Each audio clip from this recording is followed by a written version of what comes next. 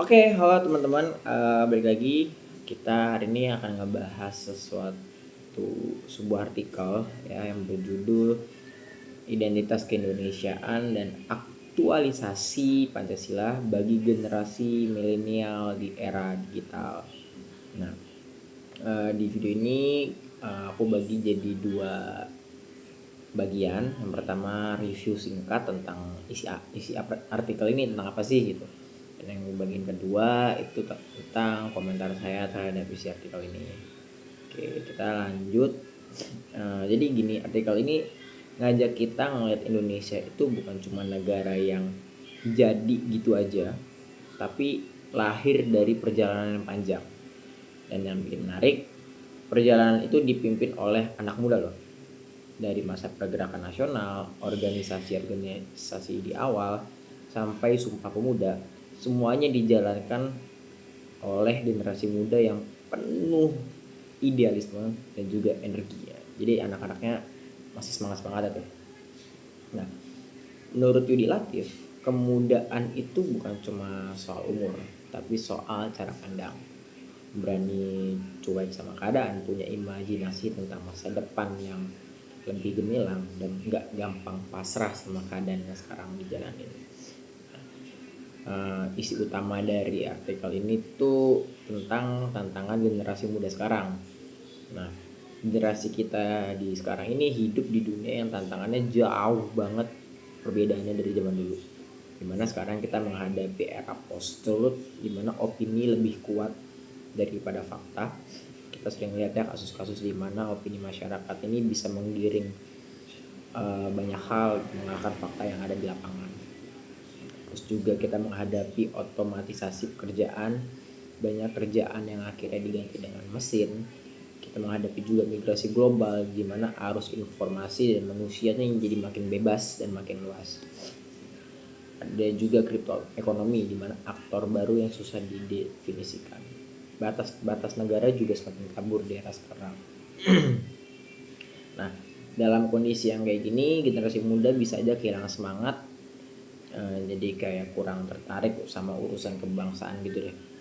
Dan saya rasa ini wajar banget. Kenapa? Karena kita tumbuh di lingkungan yang serba cepat, serba digital, dan serba kompetitif. Nah, kadang urusan mikirin masa depan pribadi aja udah capek, nah kita suruh mikirin urusan negara gitu. Tapi di sini poin penting dari artikel Yudi Latif ini, dimana justru karena tantangannya beda, cara kita mengaktualisasikan Pancasila juga harus beda. Nah, bagaimana sih biar generasi muda zaman dulunya ini bisa bergerak?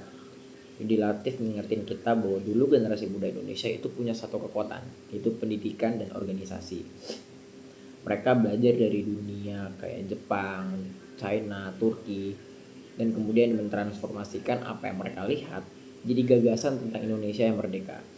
Mereka bikin sekolah, bikin organisasi, bikin kongres, bikin gerakan lintas suku, dan semua itu akhirnya melahirkan Pancasila sebagai titik temu dari keberagaman bangsa.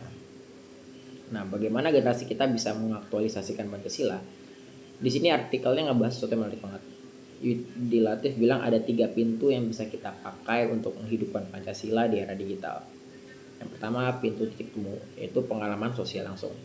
Dimana Pancasila itu sederhana kalau dirasakan lewat pengalaman nyata, bukan cuma teori dari buku sekolah. Contohnya kegiatan desa wisata, kampung Pancasila, aksi tanggap bencana, kerja komunitas. Waktu kita kerja bareng orang yang beda budaya dan agama, kita otomatis belajar tentang persatuan, tentang kemanusiaan, dan itu lebih membekas daripada 1000 jam di sekolah mempelajarin sesuatu yang textbook banget gitu. Ketika kita mengalaminya langsung, itu akan jauh lebih membekas di kita daripada kita materi banget gitu. Nah, poin yang kedua, pintu ruang baru, dimana generasi muda selalu suka explore. Makanya hal-hal baru sering jadi jendela aktualisasi Pancasila. Contoh nyatanya yang disebut sama Yudi Latif adalah kunjungan lintas agama, terjun jadi relawan saat bencana, juga pengalaman hidup di kota atau daerah-daerah lain. Pengalaman kayak gini nih bikin kita ngerasain sendiri bahwa keberagaman itu sebenarnya bukan ancaman, tapi anugerah dan itu yang bikin kita lebih Indonesia tanpa harus dipaksa. Poin ketiga yaitu pintu platform belajar yang beragam. Ini relevan banget buat kita. Belajar sekarang bukan cuma dari sekolah, kita bisa belajar dari YouTube, podcast, media sosial, mentor, pengalaman kerja, dan banyak hal. Masalahnya informasi yang kita dapat ini bisa membangun tapi juga bisa menyesatkan. Jadi harus banyak filternya. Kita butuh platform-platform positif yang bikin nilai-nilai kebangsaan itu kerasa, bahkan relevan buat kehidupan kita di sehari-hari gitu. Apa sih pesan dari artikel ini? Intinya sebenarnya Yudi Latif itu nggak sedang menggurui kita, justru sebaliknya. Artikel ini mengingatkan kita bahwa kita punya posisi penting loh sebagai generasi penerus inteligensia Indonesia. Kalau generasi muda zaman dulu aja bisa memimpikan Indonesia karena mereka melihat dunia dan belajar dari pengalaman, kita pun sebenarnya bisa melakukan hal yang sama dengan cara kita sendiri. Pancasila itu nggak hidup kalau cuma dihafal. Pancasila itu hidup kalau diterjemahkan menjadi pengalaman, aksi sosial, kolaborasi, dan juga karya yang nyata.